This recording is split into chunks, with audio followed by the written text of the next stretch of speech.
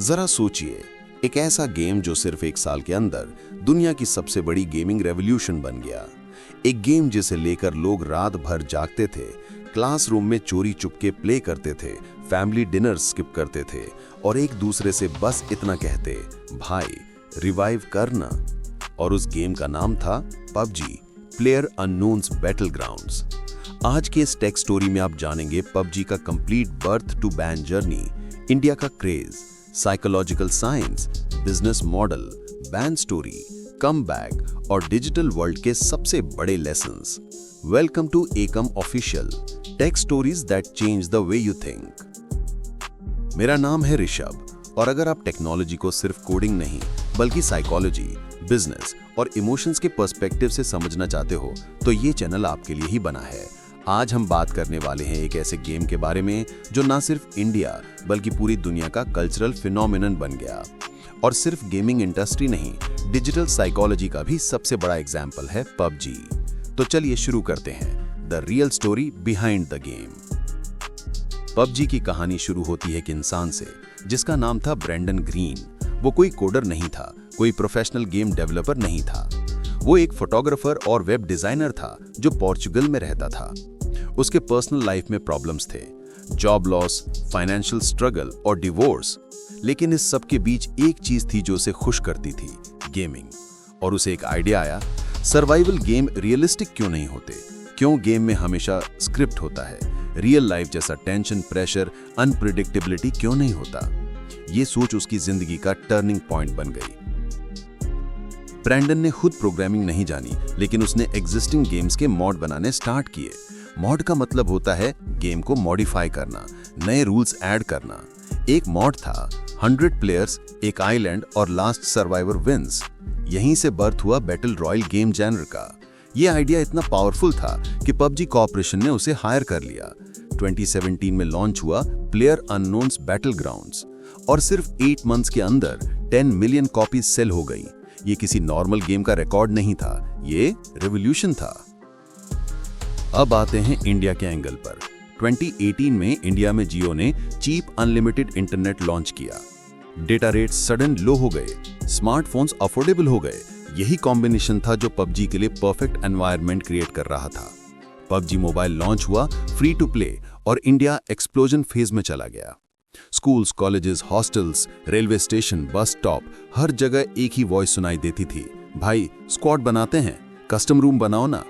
ऐसे लगा जैसे पूरी जनरेशन एक गेम के अंदर कनेक्ट हो गई हो। पबजी ने सिर्फ गेमिंग नहीं बदली, उसने ह्यूमन साइकोलॉजी को कैप्चर कर लिया। गेम ने 5 साइकोलॉजिकल ट्रिगर्स यूज किए जिससे यूजर्स एडिक्टिव हो गए। Number 1, dopamine reward system. हर किल के बाद छोटा sound effect, ting, and your brain feels rewarded. Number 2, scarcity effect. Battle royale में सिर्फ एक विनर हो सकता है। स्कैरसिटी का कॉन्सेप्ट ह्यूमन माइंड में डिजायर इंक्रीज करता है। Number 3, social bonding. Squad mode ने रियल फ्रेंडशिप्स क्रिएट किए, लोग पबजी के लिए दोस्ती बनाते थे। Number 4, adrenaline rush. Survival mode को रियल लाइफ के एडवेंचर जैसा फील कराया गया, हार्ट बीट नेचुरली इंक्रीज होती थी। Number 5, progression and growth. Rank push, skins, लूट क्रेट्स, अचीवमेंट्स, इन सब से प्लेयर्स को फील हुआ कि वो इंप्रूव हो रहे हैं। यही मेन रीजन था, PUBG was not just a game, it was a lifestyle. अब बात करते हैं बिजनेस की। पबजी मोबाइल फ्री था तो पैसा कैसे कमाता था? Answer, micro transactions. Small cosmetic items, skins, crates, emotes, सब पैसे के लिए। प्लेयर्स सोचते थे बस 99 रुपीज में ये स्किन मिल रही है, ले ही लेता हूं। और जब करोड़ लोग 99 रुपीज पे करते हैं तो पैसा बिलियन डॉलर्स में जनरेट होता है। इस मॉडल को कहते हैं फ्रीमियम। एशिया, स्पेशली इंडिया के प्लेयर्स ने पबजी को ग्लोबल लेवल पर सबसे ज्यादा रेवेन्यू जनरेट करके दिया। इंडिया में पबजी सिर्फ गेम नहीं रहा, डायलॉग्स बन गए, रिवाइव करना भाई, मीम्स बन गए, यूट्यूबर्स ने स्ट्रीमिंग स्टार्ट कर दी। Techno Gamers, Mortal, Scout Dynamo जैसे क्रिएटर्स मिलियन सब्सक्राइबर्स तक पहुंच गए। ई स्पोर्ट्स इंडिया में फर्स्ट टाइम सीरियसली लिया गया। टूर्नामेंट स्टार्ट हुए, सेलिब्रिटीज आए, स्पॉन्सर्स आए, फैंडम क्रिएट हुआ। ये इंडिया के गेमिंग इंडस्ट्री का गोल्डन एरा था।